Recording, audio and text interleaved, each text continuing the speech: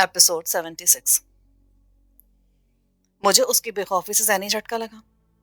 اب یہ قصہ ختم نہیں کرنا مجھے؟ تو کیا 3 گھنٹے کی فلم پوری کرنی ہے؟ اس کے لہجے میں گہری کاٹ تھی۔ ابے قصائی کے بچے، زیادہ 30 مرخار بننے کی ضرورت نہیں ہے۔ وہ قیامت تم اکیلے نے میرے خاندان پہ نہیں توڑی تھی، بلکہ تمہارے ساتھ 2 گنڈے اور بھی شامل تھے، جنہوں نے اپنے منہ سر ڈھاٹوں میں لپیٹ رکھے تھے۔ بتاؤ مجھے وہ کون تھے؟ ڈھاٹا تو میں نے بھی باندھ رکھا تھا، ہاں، مگر تمہیں یاد نہیں کہ تمہارا منڈاسا کھل گیا تھا اور ایک لمحے کو مجھے تمہاری شکل نظر آ گئی تھی۔ اس نے اس بات میں سر ہلایا مگر کچھ بولا نہیں۔ تم ان دونوں کے بارے میں مجھے بتاؤ، اور اس کتے کا نام بھی لو جس نے تمہیں میرے گھر بھیجا تھا۔ مجھے ان سوالوں کے جواب چاہیے۔ اگر میں کہوں کہ مجھے اتنی پرانی بات یاد ہی نہیں تو میں تجھے گولی مار دوں گا۔ یہ تو مجھے معلوم ہے، میں نے تمہاری ماں اور باپ کو قتل کیا تھا، تم نے مجھے قتل کرتے دیکھ بھی لیا تھا۔ اب میں تمہارے رحم و کرم پر ہوں، تم مجھے گولی نہیں مارو گے تو کیا اپنی بہن کا دولہا بناؤ گے؟ میں نے تمہیں پہلے بھی کہا ہے کہ گھٹیا فلم کے ہیرو کی طرح یہ مداری پن نہ دکھاؤ اور مجھے گولی مار کے دفع ہو جاؤ۔ میں نے اپنے حصے کی زندگی بھرپور گزار لی ہے، 2-4 سال اور جیتا تو بھی قیامت کو آنے سے روک نہیں سکوں گا۔ موت آج بھی ہے، موت کل بھی ہوگی۔ میں گڑبڑا سا گیا۔ پیا جی نے کہا تھا کہ دشمن کو اس وقت نہیں مارنا چاہیے جب وہ مرنے کی آرزو دل میں رکھتا ہو، بلکہ اس وقت اس کی زندگی کی تنابیں کاٹنی چاہیے جب وہ زندگی کی طلب میں گڑ گڑانے لگے۔ مجھے باور ہو گیا تھا کہ وہ ٹیڑھی کھیر تھا جو سیدھی انگلیوں سے نکلنے والی نہیں تھی۔ چند لمحے میں اس کو دیکھتا رہا، پھر اٹھ کر تیز تیز چلتا مشرقی دیوار کی طرف بڑھا جہاں میں نے ایک بڑا سا سوئچ بورڈ دیکھا تھا۔ پیا جی کے بتائے ہوئے بٹن کو دبایا۔ چند لمحوں کے بعد پیا کی مدھم آواز بورڈ میں کہیں نصب شدہ اسپیکر سے برآمد ہوئی۔ کیا چاہیے ماسٹر؟ میں سمجھ گیا کہ بورڈ میں اسپیکر کے ساتھ ہی کوئی ننا سا مائک بھی لگا تھا جو مجھے نظر نہیں آ رہا تھا، اس لیے بورڈ کے قریب منہ لے جا کر بولا، وہ حرام زیادہ کچھ بتانے پر آمادہ نہیں ہے، جبکہ مجھے اس سے بہت کچھ پوچھنا ہے۔ ٹھیک ہے، میں میو کو تمہاری طرف بھیج دیتا ہوں، وہ اس میں بولنے والا پرزا فٹ کر دے گا، چند منٹ انتظار کرو۔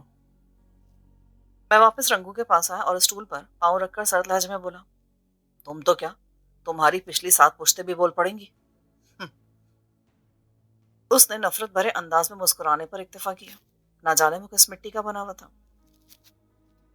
میں نے دل ہی دل میں اس کے حوصلے کی داد دینے کے بعد کہا، رنگو، تم چاہو تو آسان موت کو گلے لگا سکتے ہو۔ ٹھیک ہے، جب میرے دل میں خواہش پیدا ہوگی تو میں بتا دوں گا۔ چونکہ یہ طے ہے کہ تمہیں مرنا ہی ہے تو پھر تمہیں اپنے فرعون نما آقا سے ہمدردی کیوں ہے؟ مرتا ہوا انسان کسی کا دوست نہیں ہوتا۔ جب یہ طے ہے کہ مجھے مرنا ہی ہے تو میں تمہارے کلیجے میں ٹھنڈ کیوں ڈالوں؟ تم جیسے پستے کتے کو کیوں منہ لگاؤں؟ رہی بات ہمدردی کی، تو مجھے اگر اپنے یار بیلوں سے ہمدردی نہیں ہے تو پھر میں اپنے جان کی دشمن کی آسانی کیوں مانگوں گا؟ اور موت آسان یا مشکل نہیں ہوتی، موت بس موت ہوتی ہے۔ یہ بھی تو ہو سکتا ہے کہ میں تمہارے تعاون کو مد نظر رکھ کر تمہیں زندہ چھوڑ دوں۔ تم ابھی بچے ہو میرے چاند، میری عمر خون بارود اور آگ میں گزری ہے، اس لیے میرے منہ میں چسنی ڈالنے کی کوشش نہ کرو اور خاموش رہ کر اپنے حرامی باپ کا انتظار کرو جسے تم نے مجھ پر تشدد کرنے کے لیے بلایا ہے۔ مارے غصے کے میرا رواں رواں دہک اٹھا۔ اتنے میں میو بیڈ روم سے برآمد ہوا۔ اس کا مطلب تھا کہ سیون میں داخلے کا ایک راستہ اس طرف بھی تھا جو نسبتاً کم طویل اور مشکل تھا۔ نہ جانے کس مصلحت کے تحت پیا جی نے مجھے لمبی اور گور گپ اندھیرے والی سرنگ کے دہانے پر چھوڑ دیا تھا۔ میو، یہ کتے کا پلہ بولتا نہیں ہے، جبکہ میں چاہتا ہوں کہ یہ ٹیپ ریکارڈر کی طرف آواز اٹھے۔ بس فکر نہیں کرو استاد، میں اس جیسوں کی بولتی بند بھی کر دیتا ہوں اور آواز گدی سے کھینچ کر ہتھیلی پر بھی رکھ سکتا ہوں۔ ابھی لو۔ وہ بازو کے کف چڑھا کر رنگو کی طرف بڑھا۔ میں خاموشی سے اسٹول پر بیٹھ گیا۔ سیاہ میو خاصا سخت بدن اور دراز قد کا مالک تھا۔ اس نے رنگو کو باروں سے پکڑ کر اپنی جانب کھینچا اور پے در پہ تماچوں سے اس کی درگت بنا کے رکھ دی۔ رنگو کی برائے نام مزاحمت جلدی دم توڑ گئی تو میو نے پھولی ہوئی سانسوں کے درمیان غصے سے پوچھا، کیا خیال ہے بھوتنی کے، اتنا کافی ہے یا دوسرا ٹریلر بھی دکھاؤں؟ اسے جواب میں چند غلیظ گالیاں ملی۔ وہ میرے برعکس بے پھر کر اس پر پل پڑا۔ اس نے چند ہی لمحوں میں لاتوں مکوں اور ٹھوکروں سے اس کے قصبل نکال دیے۔ پھر پوچھا۔ جواب میں رنگو نے پھولی ہوئی سانسوں میں کہا، اوے حرامیہ، جو کر سکتا ہے کرتا رہ، مجھ سے اپنے باپ کے بارے میں کچھ نہ پوچھ۔ مجھے اس کی سخت جانی اور بے خوفی پر پھر حیرت ہوئی۔ میو نے ہاتھ روک دیا۔ اس پر ایک غصے بھری تنبیہی نظر ڈال کر کچن کم اسٹور کا رخ کیا۔ جب ذرا دیر بعد اس کی واپسی ہوئی تو اس کے ہاتھ میں لمبے اور چمکدار پھل والی چھری دبی تھی۔ اس نے بنا کچھ کہے رنگو کا ایک ہاتھ تھاما اور چاہا کہ اس کی انگلی کاٹ دے، مگر رنگو نے چشمے زدن میں اس کے جبڑے پر دوسرے ہاتھ کا زوردار گھونسا جڑ دیا۔ یہ وار اتنا اچانک اور غیر متوقع تھا کہ یقیناً میو کے 14 طبق روشن ہو گئے ہوں گے۔ وہ کئی گز دور تک لڑکتا چلا گیا۔ پلٹا تو میں نے اس کے لبوں کے گوشوں سے خون کی دو ننھی ننھی دھاریں بہتی دیکھی۔ اس کے جبڑے کی اندرونی جلد پھٹ گئی تھی۔ چھری اس کے ہاتھ سے چھوٹ کر فرش پر گر گئی تھی، جسے رنگو نے سرعت سے اٹھا کر سونت لیا تھا۔ لہراتے ہوئے وحشیانہ انداز میں اسے للکارنے لگا تھا۔ میو جبڑے پر ہاتھ رکھے خون تھوکتا ہوا سانڈ کی طرح ڈکرا اور رنگو کی طرف بڑھا۔ میں نے اسے چیخ کر رکنے کا حکم دیا۔ اس نے رک کر مجھے سوالیہ نظروں سے دیکھا۔ جوش سے نہیں، ہوش سے کام لو پیارے۔ میری للکار نے اسے بہت بڑے نقصان سے بچا لیا تھا۔ میو نے دانت کاٹے اور سلگتی ہوئی آواز میں رنگو سے بولا، چھری پھینک دے ورنہ۔ ورنہ کیا؟ ماں کے یار، میں بندھا ہوا ہوں پر شیر ہوں۔ تم کھلے ہوئے ہو مگر کتے ہو، وہ بھی گندی نسل کے۔ ہمت ہے تو میرے قریب آ، چھٹی کا دودھ نہ دلا دوں نا تو میرا نام بھی رنگو نہیں، اور میں شیدے قصائدہ پتر نہیں۔ چلا۔ میو نے اسے زیر لب گالی دی اور پلٹ کر بیڈ روم کی طرف بڑھ گیا۔ میں اس کا مطلب سمجھ نہیں پایا، مگر رنگو سمجھ گیا تھا۔ تبھی حلق کے بل چیخا، ہاں ہاں جاؤ، بجلی کا بٹن دباؤ اور اپنے اس باپ کو جھٹکے لگاؤ۔ ہجڑوں میں بھی غیرت مند ہجڑے ہوتے ہیں، مگر تمہاری کتیا مالکن نے سب بغیرتوں کو اکٹھا کر رکھا ہے۔ واقعی تمہیں کسی مرد نے نہیں، ڈرپوک خنزیر نے جنا ہے۔ چیختے چیختے اس کی آواز پھٹنے لگی اور حلق سے لگاتار مغلظات امڑنے لگی۔ اچانک اس نے بھڑک کر پوری قوت سے چھری مجھے دے ماری۔ میں اس غیر متوقع حرکت کے لیے تیار نہیں تھا، اس لیے بے ساختہ پیچھے جھکا۔ اسٹول مجھے سنبھال نہ سکا اور میں اسٹول سمیت فرش پر کمر کے بل جا گرا۔ شکر ہوا کہ چھری دستے کے بل میرے کندھے پر لگی تھی۔ اگر اس کا پھل سامنے کی طرف ہوتا تو کم از کم 2 انچ تک ماس میں اتر جاتا۔ ایسے وقت میں ہال میں تالیوں کی زوردار آواز سنائی دی۔ میں جلدی سے اٹھا، بیڈ روم کی طرف دیکھا تو میڈم تالیاں بجاتی ہوئی بیڈ روم سے نکل کر میری طرف چلی آ رہی تھی۔ میں اس کے پیچھے چل رہا تھا۔ میڈم آپ؟ وہ میرے قریب آ کر رکی، ایک نظر رنگو کو دیکھ کر ہنسی اور ستائشی لہجے میں بولی، فیل ڈن استاد رنگو، تم نے تو میرے 2 ٹائگرز کو تکنی کا ناش چاہ رکھا ہے، اور تو اور میرے کنگ ٹائگر کو بھی۔ اس نے جان بوجھ کر معنی خیز انداز میں اپنا جملہ ادھورا چھوڑا اور مجھے شریر نظروں سے دیکھا۔ پھر میو کو قریب آنے کا اشارہ کرتے ہوئے بولی، یہ اسٹول ادھر دیوار کے ساتھ رکھو اور استاد رنگو کا نیک کلپ کھول دو۔ رنگو استاد آدمی ہے اور استاد کا یہ مقام نہیں ہوتا کہ اسے باندھ کر مارا جائے، کیوں استاد؟ رنگو کے نتنے پھڑک رہے تھے مگر وہ چپ تھا۔ شہریار، اسی نے تمہارے والدین کو موت کے گھاٹ اتارا تھا، ہے نا؟ ہاں میڈم۔ تم مجھ سے محبت کرتے ہو، صدق دل سے، ہے نا؟ جی۔ میں الجھ کر بولا، تمہیں وہ کہانی بھی یقیناً یاد ہوگی جو میں نے رات بھر تمہیں جاگ کر سنائی۔ اس کہانی میں استاد رنگو کا کردار بھی شامل ہے۔ اس سے اپنا انتقام لو، میرا بھی۔ یہ خالی ہاتھ ہے، اس لیے تم بھی خالی ہاتھ لڑو گے، کیوں استاد رنگو؟ تمہیں یہ بات پسند آئی؟ رنگو نے دانت پیسے، مجھے اور میڈم کو باری باری گھورا اور دیوار پر تھوک دیا۔ میں تجھے پہچان گیا ہوں، تم وہی حرافہ۔ کیا نام تھا تمہارا؟ ہاں، چندو ماہی، مفت میں بیکنے والی کنجری۔ ہاں، تم مجھ سے کیا انتقام لوگی؟ نام بدلنے سے اصلیت نہیں بدل سکتی۔ جاؤ، اپنے گندے بدن کو مل مل کر دھو اور خدا سے اپنے گناہوں کی معافی مانگو۔ میں کیا برا ہوں؟ تم تو مجھ سے بھی لاکھ درجے زیادہ گندی ہو، مجھ سے انتقام لوگی؟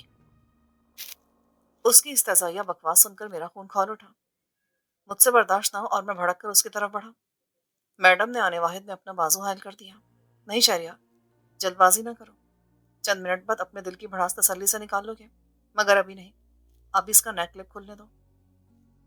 وہ اسٹول پر بیٹھ گئی۔ چند لمحوں بعد میں اس سیاہ رنگ کی ایل کی اٹھا لایا۔ میڈم سے اجازت لے کر رنگو کے پاس گیا۔ چونکہ وہ نیک کلپ کھولنے جا رہا تھا، اس لیے رنگو نے اس پر حملہ نہیں کیا، بلکہ خشمگین نظروں سے گھورتا رہا۔ چند لمحوں میں میو نے اسٹیل کا کڑا کھول دیا۔ رنگو اپنی گردن مسلتا رہا، پھر میڈم سے بولا، اپنے دونوں کتوں کو اشکار کر میری طرف بھیجو، میں بھی تو دیکھوں کہ تمہاری گندی چمڑی کے دیوانے کس طرح اپنی وفاداری ظاہر کرتے ہیں۔ میں نے دیکھا کہ رنگو کی بکواس سن کر بھی میڈم کو غصہ نہیں آیا، بلکہ ایک شریر مسکراہٹ اس کے لبوں پر آ کر مچل گئی۔ شہریار، اب تم جانو اور تمہارا شکار۔ میں اور میو خاموش تماشائی بن کر تمہارے ہنر کا کمال دیکھتے ہیں۔ میں یہی فائٹ دیکھنے کے لیے بڑا ضروری کام چھوڑ کر یہاں آئی ہوں۔ اس دوران میو بڑی مستعدی سے میڈم کے پاس جا کر کھڑا ہو گیا تھا۔ صاف لگ رہا تھا کہ وہ محض تماشائی نہیں تھا بلکہ مخصوص انداز میں میڈم کو کسی بھی ممکنہ خطرے کے مقابلے میں تحفظ دے رہا تھا۔ میدان صاف ہو گیا۔ میں نے پاؤں کی ٹھوکر سے فرش پر پڑی ہوئی چھری دور پھینک دی اور کائیاں نظروں سے رنگو کو دیکھا۔ اس کی خون آشام آنکھیں مجھ پر مرکوز تھیں اور وہ پہلوانوں کے مخصوص انداز میں دونوں بازوؤں کو ہلا کر خون کو گردش دے رہا تھا، یعنی وارم اپ کر رہا تھا۔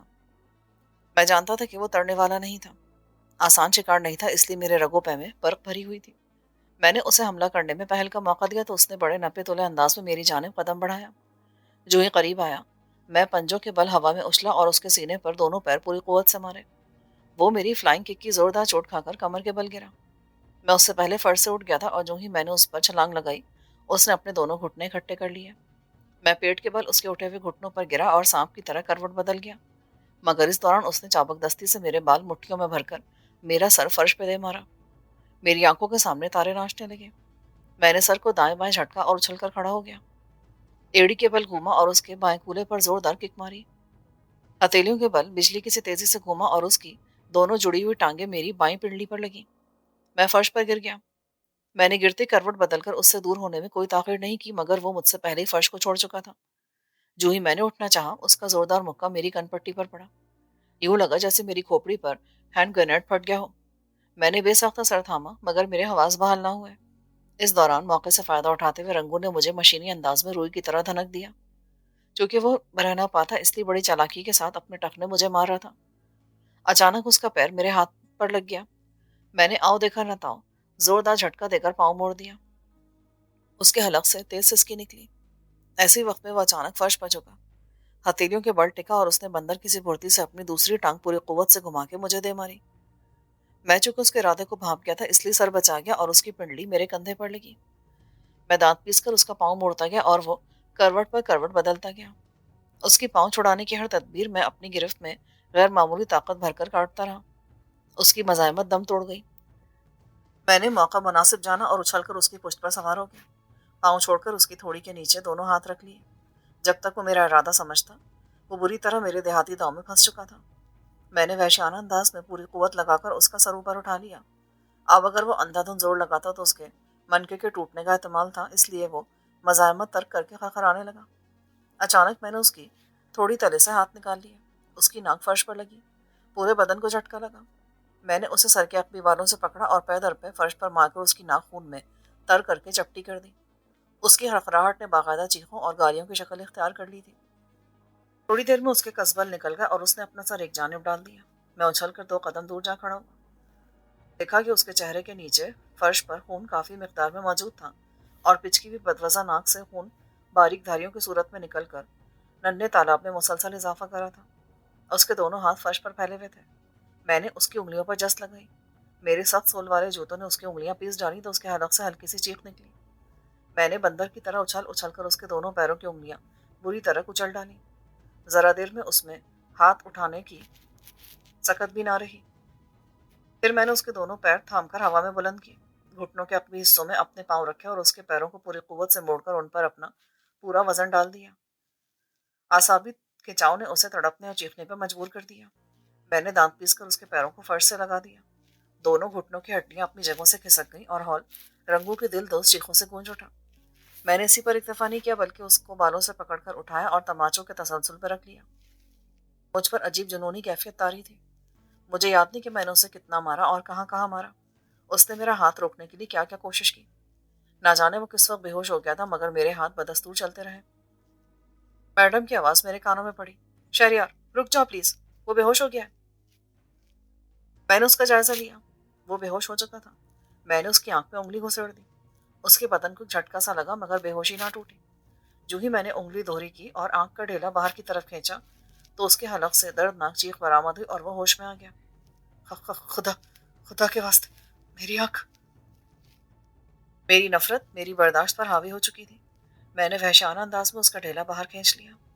خون کی باریک مگر تیز دھار میرے چہرے تک آئی، مگر خون اور رطوبت سے لتھڑے ہوئے باریک عضلات میرے ہاتھ سے چمٹ گئے۔ اس کا جھٹکے لیتا وجود یکدم ساکت ہو گیا۔ وہ پھر بے ہوش ہو گیا۔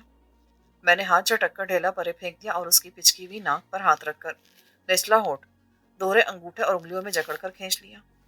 درد کی شدت سے وہ پھر ہوش میں آیا۔ اس کے دونوں ہاتھ فرش پر تڑپنے کے انداز میں ہلنے لگے اور آنکھ میں یعنی ایک آنکھ میں دنیا جہاں کا درد سمٹ آیا۔ بس میں معافی۔ اس کے حلق سے نکلنے والے اس ادھورے جملے نے میرے اندر جلتے ہوئے فلک بوس الاؤ پر پانی کے چند چھینٹے مارے۔ میری ذرا تسکین ہوئی۔ میں نے اس کا ہونٹ چھوڑ دیا اور پاؤں ناک پر سے ہٹا کر اس کی پھولتی پچکتی چھاتی پہ رکھ دیا۔ وہ چند لمحے تڑپتا رہا، پھر گردن ایک طرف ڈال کر بے حد مایوسی کے عالم میں بولا، میں ہار گیا استاد رنگو، رنگو کا قصائی ہار گیا، کل کے لونڈے سے ہار گیا۔ اس کے جسم کا کوئی عضو سلامت نہیں تھا، اور اگر اسے اسی حالت میں چھوڑ دیا جاتا تو وہ بمشکل آدھا گھنٹہ بھی نہیں گزار سکتا تھا، پہلے ہی مر جاتا۔ چاروں شانے چت فرش پر پڑا ایک آنکھ سے چھت کے لنٹر کو گھور رہا تھا۔ اس کی اکلوتی آنکھ پانی سے بھری ہوئی تھی۔ دوسری آنکھ کی جگہ پر خون سے بھرا ہوا گڑھا اور پچکی ہوئی خون آلود ناک اس کی شکل کو مزید ڈراؤنا کر رہے تھے۔ امید ہے تمہیں پتہ چل گیا ہوگا کہ ہم دونوں میں سے شیر کون ہے اور کتا کون ہے۔ ہاں، میں ہار گیا ہوں۔ اب مجھے یوں بے عزت کرنے سے بہتر ہے کہ مجھے مار دو۔ میں زندہ نہیں رہنا چاہتا، خدا کے لیے مجھے مار دو، یہ تمہارا مجھ پر احسان ہوگا۔ رنگو، مجھے اعتراف ہے کہ تم بہت بہادر آدمی ہو، شکست اور موت کو ترجیح دیتے آئے ہو، مگر آج تم زندہ رہتے ہوئے ہار گئے ہو۔ ایسی حالت میں بہادر آدمی ٹوٹ جاتا ہے اور دل سے شکست تسلیم کر لیتا ہے۔ کیا خیال ہے؟ جو پوچھوں گا وہ بتاؤ گے یا نہیں؟ اس نے آنکھیں بند کر لی، ہونٹ کپ کپاتے رہے، خاصے طویل توقف کے بعد بولا، حق ہے کہ تم مجھ سے سوال کرو اور میں جواب دوں۔ پوچھو، کیا پوچھنا چاہتے ہو؟ میں نے اس کے سینے پر سے پاؤں ہٹایا اور فرش پر پیروں کے بل بیٹھ گیا اور نرم لہجے میں سوال کرنے لگا۔ وہ آنکھیں بند کے مجھے بے ربط انداز میں جواب دینے لگا۔ اس کے انداز سے صاف ظاہر تھا کہ نہ وہ کچھ چھپا رہا تھا اور نہ ہی جھوٹ بول کر مجھے گمراہ کرنے کی کوشش کر رہا تھا۔ وہ بولتے بولتے نڈھال ہو گیا۔ پانی مانگا تو میرے اشارے پر میں اس کے لیے پانی کا گلاس بھر لایا اور اس کے حلق سے لگا دیا۔ چند گھونٹ پینے کے بعد اس نے سر فرش پر ڈال دیا۔ ڈرو مت، قریب آ جاؤ، میں رنگو قصائی ہوں، مرد کا بچہ ہوں۔ ہار گیا؟ تم مردوں کی طرح ہار مان بھی گیا؟ اب اگر تم مجھے قتل بھی کرنے لگو گے تو میں ہاتھ نہیں اٹھاؤں گا۔ مجھے اس سے کوئی خطرہ نہیں تھا، اس لیے میں اس کے کہنے پر قریب تو ہو گیا مگر اپنے تئیں خاصا محتاط بھی رہا۔ اس میں ہاتھ ہلانے تک کی سکت نہیں تھی، مگر وہ مرنے سے پہلے مجھے مار دینے کے لیے کوئی بھی فیصلہ کن حملہ کر سکتا تھا۔ اس نے میرے کچھ پوچھنے پر اور کچھ از خود بتا دیا تھا۔ چونکہ وہ طویل عرصہ تک سردار یاران خان کا دست راست رہا تھا، اس لیے اسے پس منظر سمیت وہ سب کچھ معلوم تھا جو نورپور کے کسی اور شخص کے علم میں نہیں آیا تھا۔ اس کی بے ربط انداز میں دی ہوئی معلومات سے میں نے سونے خان کی اندونہ کہانی ترتیب دے ڈالی۔ میرا باپ ایمان دین اور سونا خان مردانہ وجاہت کا پیکر تھا۔ وہ جب خوشبودار تیل سے چپڑے ہوئے بالوں میں سیدھی مانگ نکال کر سفید براق لٹھے کا تریزوں والا سوٹ پہن کر نورپور سے نکلتا تھا تو بیسیوں محبوبانہ نظریں اس پر ساکت ہو جایا کرتی تھی۔ چونکہ وہ زمینداری کے ساتھ ساتھ مال ڈنگر کا بیوپار بھی کرتا تھا اور مال کی خرید و فروخت کے سلسلے میں علاقے کی مال منڈیوں میں آنا جانا لگا رہتا تھا، اس لیے اسے نورپور سے باہر بھی کافی وقت گزارنا پڑتا تھا۔ وہ باہر جانے کے لیے خصوصی طور پر تیار ہو کر گھر سے نکلا کرتا تھا۔ جب رضیہ اور فرجو سے اس کا بیاہ ہوا تو نورپور کے سبھی مرد و زن نے دانتوں میں انگلیاں کاٹ ڈالی۔ رجو اس سے بھی زیادہ خوبصورت تھی۔ خدا نے اسے آنکھوں کا اضافی حسن دے رکھا تھا، جس کو بھی آنکھ اٹھا کر دیکھ لیتی اسی کا ہو جاتا تھا۔ 2 بچوں کی پیدائش کے بعد تک اس کی شخصی دلکشی اور حسن میں کوئی کمی واقع نہیں ہوئی تھی۔ نورپور میں یاران خان کا ایک طرح سے بلا شرکت غیرے کا راج قائم تھا۔ وہ جو چاہتا تھا کر گزرتا تھا اور جسے چاہتا تھا اپنے دارے پر بلا کر 2-4 جوتے لگوا کر بے عزت کر کے سیدھا کر دیتا تھا۔ چونکہ سونا خان اپنی موج میں گم رہنے والا شخص تھا، اپنے کام سے کام رکھتا تھا، اسی لیے وہ یاران خان کے دارے پر حاضری دینے یا گپ شپ لگانے کے لیے نہیں جایا کرتا تھا۔ سریرا اگر اس سے ملاقات ہو جاتی تو ادب سے سلام کر کے رکے بغیر گزر جاتا۔ اس عادت کے پیش نظر یاران خان کی نظر میں وہ مغرور اور آکڑ خان قرار پایا تھا اور اس کی آنکھوں میں ہمیشہ کھٹکتا رہتا تھا۔ جب اس نے دارے پر سونے خان کی بیوی کے حسن کا چرچا سنا تو اس کے دل میں رجو کو دیکھنے کا تجسس پیدا ہوا۔ اس میں 20 برائیاں تھیں، مگر ابھی تک اس نے نورپور کی کسی دھیرانی کی طرف میلی آنکھ سے نہیں دیکھا تھا۔ مگر جب اس نے ایک دن دارے کے سامنے سے سہیلیوں کے جھرمٹ میں گزرتی رجو کو دیکھا تو بے اختیار دل پہ ہاتھ رکھ لیا۔ انہی دنوں اتفاق سے اس کو لاہور جانا پڑا، جہاں وہ سال بھر رہا۔ واپس آئے تو دوسرے لوگوں کے ساتھ ساتھ رجو کو بھی بھول چکا تھا۔ آتے اسے رجو کی یاد آئی، مگر اس کے لبوں پر ایک مسکراہٹ تیر گئی اور ایک استدعائیہ جملہ لبوں پر مچل گیا، تو وہ ماں بن چکی ہوگی۔ رجو واقعتاً اس دوران ایک بچے کی ماں بن چکی تھی۔ وہ اس کے دل سے محو ہو چکی تھی، مگر جو ہی اس نے ایک دن چہل قدمی کے دوران فصلوں میں رجو کو دیکھا تو اس کی آنکھیں ٹھہر گئیں۔ وہ ماں بن کر بھی غضب ڈھانے والی دلکشی رکھتی تھی۔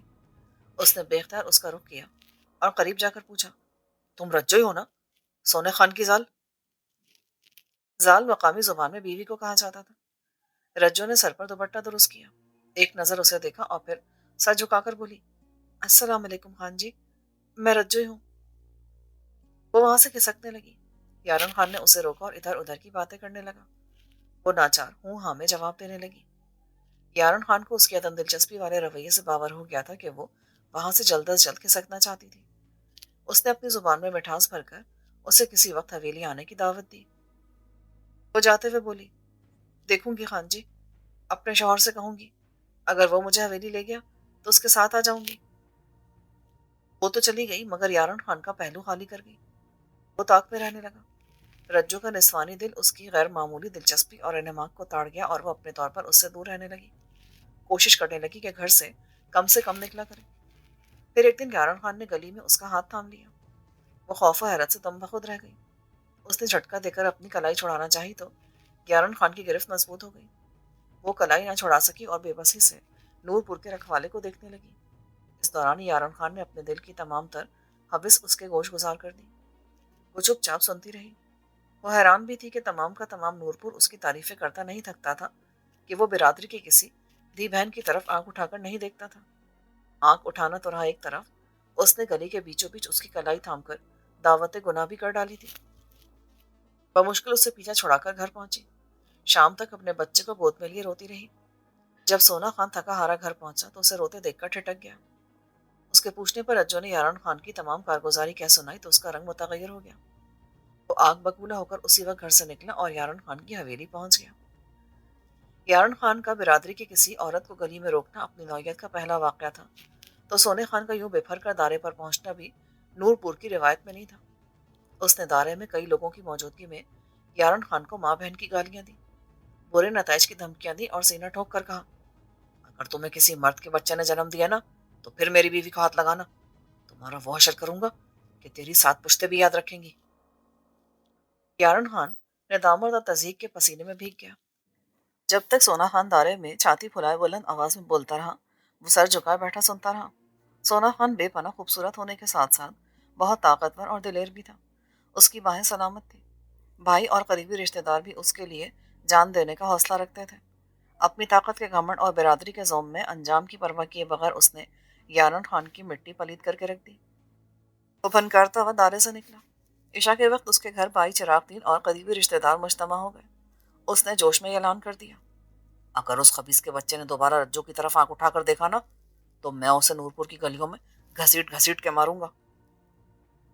یہ دھمکی کسی طرح سے یارن خان تک پہنچ گئی۔ وہ سونے خان کی سرشت کو جانتا تھا کہ سونے کو بڑھانکنے کی عادت نہیں تھی۔ وہ جو کہہ رہا تھا اس پر عمل کرنے کا حوصلہ بھی رکھتا تھا۔ دارے میں آ کر یارن خان کو برا بھلا کہنے سے بھری برادری میں خان کی بہت سبکی ہوئی تھی اور اس کا ذہن مارے تضحیک کے چل رہا تھا۔ اگلے دن حیدر خان اس کے پاس پہنچا۔ دونوں کے درمیان نہ جانے کیا باتیں ہوئی۔ تمام دن وہاں رہنے کے بعد جب شام کو حیدر خان کی موٹر دارے سے نکلی، اس سے 1 گھنٹے بعد یارن خان نے بھی لاہور کا رخ کر لیا۔ وہ فطری طور پر منتقم مزاج اور کمینہ انسان تھا۔ اس نے اپنے اندر بھڑکتی ہوئی تضحیک کی آگ پر برف ڈالنے کے لیے چند چھٹے ہوئے بدماشوں کی خدمات حاصل کر لی، انہیں اپنے ساتھ نور پور لے آیا۔ آتے اس نے سونے خان سے انتقام لینے کا منصوبہ تیار کر لیا اور انتظار کرنے لگا کہ کون سی شب سونا خان اپنے گھر سے باہر گزارتا ہے۔ وہ اپنے معمول کے مطابق ہر 15 دن بعد مال ڈنگر لے کر ملتان کی منڈی مویشیاں جایا کرتا تھا۔ ایسی ہی ایک رات کو اپنے کارندوں کی مدد سے یارن خان نے سونے خان کے گھر کی دیوار پھاند لی اور سونے خان کی عزت کی دھجیاں اڑا دی۔ ساتھ ہی رجو کو سمجھا بھی دیا کہ اگر وہ سونے خان کو بتائے گی تو یا تو وہ قتل ہو جائے گا یا عمر بھر جیل میں گزارے گا۔ رجو دیہاتی ہونے کے باوجود بہت سمجھدار تھی۔ اس دھمکی میں چھپی بربریت، یارن خان کی طاقت اور اپنا مخدوش مستقبل دیکھ کر وہ لب بستہ ہو گئی، مگر اس کی تمام تر شوخیاں اور جوانی کی سرمستیاں ہوا ہو گئیں، جنہیں سونے خان کی محبت بھری آنکھوں نے چند دنوں میں ہی تاڑ لیا۔ اس کے مسلسل بجھے رہنے کو پہلے تو سونے خان نے طبیعت کی خرابی قرار دیا، مگر کئی دن گزرنے پر بھی رجو کی کیفیت جوں کی تو رہی تو وہ گھبرا گیا اور گاہے بگاہے کریدنے لگا۔ یارن خان ہر 15 دن کے بعد سونے خان کے گھر نقب لگانے کے لیے پہنچ جایا کرتا تھا۔ رجو 2-3 ماہ میں ہی سوکھ کر کانٹا ہو گئی، چہرہ پیلا پڑنے لگا۔ اپنے خاوند کو بتانے کی خواہش رکھنے کے باوجود نہ بتا سکی، کیونکہ اسے سونے خان کی سلامتی عزیز تھی۔ اس نے سکون کی سانس لی جب ہر 15 دن بعد رات کے اندھیرے میں اسے پامال کرنے والا یارن خان کچھ عرصہ نورپور رہنے کے بعد کہیں چلا گیا تھا۔ کسی نے کہا لاہور گیا تو کسی نے کہا جاپان سدھار گیا۔ رجو کو اس سے کوئی غرض نہیں تھی کہ وہ کہاں گیا تھا، اسے تو جان چھوٹنے کی خوشی تھی۔ رفتہ رفتہ وہ اپنے سابقہ معمول پر لوٹ آئی، مگر سونا خان دیکھ رہا تھا کہ رجو کے معمولات میں پہلے سی شوخی نہیں رہی تھی۔ رجو نے سوچ رکھا تھا کہ 6-7 ماہ یا اس سے زیادہ عرصہ یارن خان نورپور لوٹ کر نہیں آئے گا، مگر اس کی توقع کے برعکس وہ 1.5 ماہ بعد نورپور پہنچ گیا تو پھر وہ اندیشوں میں گر گئی۔ مگر آنے والے دنوں میں یارن خان نے اسے آنکھ اٹھا کر بھی نہ دیکھا۔ سننے میں یہ بھی آیا تھا کہ اس نے شادی کر لی تھی۔ اس خبر کی تصدیق یوں بھی ہوئی کہ وہ مہینے میں 1 آدھ چکر لاہور کا لگانے لگا تھا۔ اس کی شادی ہو گئی تھی، اس نے کسی اور عورت سے دوستی کر لی تھی، یا ویسے ہی رجو اس کے دل و دماغ سے اتر گئی تھی۔ اس بحث کے قطع نظر رجو نے اطمینان کی سانس لی اور اپنے محبوب شوہر کی دلداریوں میں رجھ گئی۔ اس کے حقوق پر مارے جانے والے ناپسندیدہ شب خون کے لرزہ براندام واقعات کو اس نے اپنی تنہائی کے آنسوؤں میں چھپا دیا۔ ایک لمبا عرصہ عافیت میں گزر گیا اور وقت نے اس دکھ پر گرد کی دبیس تہ چڑھا دی۔ سونا خان اپنی ڈگر پر بدستور چل رہا تھا، دونوں بچے بڑے ہو رہے تھے۔ انہی دنوں ایک بھینس کے لین دین پر سردار حیدر خان سے اس کی مماری ہو گئی۔ حیدر خان بی ڈی ممبر تھا، آنے والے انتخابات میں ضلع کونسل کے ممبر کی نشست پر الیکشن لڑنے کے خواب دیکھ رہا تھا۔ اس نے اپنی نوخیز سیاسی قوت کے زوم پر سونے خان کو ماں کی گالی دی۔ سونا خان برداشت نہ کر پایا اور آستینے چڑھا کر اس پہ چڑھ دوڑا۔ 2-4 گھونسوں میں اس نے حیدر خان کو دھنک کے رکھ دیا۔ لوگوں نے پکڑ کر بیچ بچاؤ کرایا۔ حیدر خان نے پھولی ہوئی سانسوں کے بیچ بڑے تضحیک آمیز انداز میں کہا، وہ اتنے غیرت مند ہوتے نا تو یارن خان کے بچے نہ پالتے۔ سونے خان کے دل پر گھونسا لگا۔ سر دست اس نے حیدر خان کو منہ بھر کے گالیاں دی، یارن خان کے لیے بھی سخت سست الفاظ کہے، اور اگر اسے لوگوں نے مضبوطی سے نہ پکڑا ہوتا تو وہ حیدر خان کی گدی سے زبان کھینچ کر میدان میں ڈالا تھا۔ بھینس کا سودا بیچ میں رہ گیا اور وہ تلملاتا ہوا گھر لوٹ آیا۔ وہ دلیر آدمی تھا، اس کے اعصاب مضبوط تھے، مگر حیدر خان کے تانے نے اسے توڑ کے رکھ دیا۔ شام تک وہ اندر ہی اندر گھلتا رہا، سوچتا رہا اور رجو کے طور و اطوار پر غور کرتا رہا۔ آگ جلتی ہے تو دھواں اٹھتا ہے، بات ہوتی ہے تو بتنگڑ بنتا ہے۔ اگر حیدر خان کی کہی ہوئی بات سچ نہ بھی تھی تو کچھ نہ کچھ ایسا ضرور تھا جس کے بل پر اس نے اتنی بڑی بات کہہ دی تھی۔ اس شام اس نے بچوں کو پہلی مرتبہ تنقیدی نظروں سے دیکھا۔ عادات، قد و خال، قد بد، وہ کسی بھی لحاظ سے یارن خان سے مشابہت نہیں رکھتے تھے۔ بیٹے نے باپ کی شکل چرائی تھی، بیٹی ماں پر گئی تھی، پھر بھی اس کا دل مطمئن نہ ہوا۔ شک کا کانٹا مسلسل پہلو میں چبھ رہا تھا، کچھ بھی اچھا نہیں لگ رہا تھا۔ جب اس نے شام کا کھانا غیر معمولی عدم رغبتی سے کھایا تو رجو کا ماتھا ٹھنکا۔ چنگیر خالی کر کے کنوری سے ہاتھ پوچھنے والے نے بمشکل آدھی روٹی پیٹ میں اتاری تھی۔ وہ پریشان ہو گئی، پریشانی کا سبب دریافت کرنے لگی۔ سونے کے ٹالنے پر اپنے مخصوص انداز میں دھرنا دے کر بیٹھ گئی اور پوچھنے پر مصر ہو گئی۔ سونے نے ادھر ادھر کی ہانکی، ٹالا، نہیں ٹلی تو چپ سادھ کر بیٹھ گیا۔ جب دونوں بچے کھیلتے کودتے سو گئے تو اس نے لحاف اتار کر پائیدی پہ اکٹھا کرتے ہوئے کہا، رجو بول تو ذرا، تجھے دنیا میں سب سے زیادہ پیارا کون ہے؟ پولج کر اسے دیکھنے لگی، سوچنے لگی، عورت کے نزدیک بچے سے زیادہ پیارا دنیا میں کوئی نہیں ہوتا۔ اس نے اپنے دل میں جھانکا، یہاں کچھ مختلف تھا۔ بیٹا اپنے باپ کے پیچھے چھپا کھڑا تھا، سچ دکھائی دیا تو سچ بول دیا، تم مجھے پیارے ہو، تمہارے بعد چہرہ میرے دل کا راجا ہے۔ سونے نے اسے اپنی چارپائی پر بلایا، اس کا داہنا ہاتھ اپنے سر پہ رکھا، بائیں ہاتھ پہلو میں لیٹے ہوئے بیٹے کے سر پہ رکھ کر پوچھا، تو پھر سچ سچ بتا، یہ دونوں بچے میرے ہی ہیں نا؟ رجو کی آنکھیں خوف اور احساس ذلت سے پھٹنے کو آ گئی۔ وہ تھوک نکل کر بولی، میرے خان، یہ تم کیا کہہ رہے ہو؟ میں تمہاری ہوں، میری نسل بھی تمہاری ہے، پر ہوا کیا؟ سونے خان کی غیرت مند آنکھیں جھک گئیں۔ آج مجھے اس بغیرت حیدر خان نے بھرے میدان میں تانا دیا ہے کہ میں یارن خان کے بچے پال رہا ہوں۔ رجو، یہ بات وسیب کے 5-7 بندوں اور 2-3 بیپاریوں نے بھی سنی ہے اور وسیب میں میری غیرت کا سرعام جنازہ نکل گیا۔ سچ بتا رجو، میری امارت میں تو نے خیانت کی ہے، اس کتے یارن خان نے۔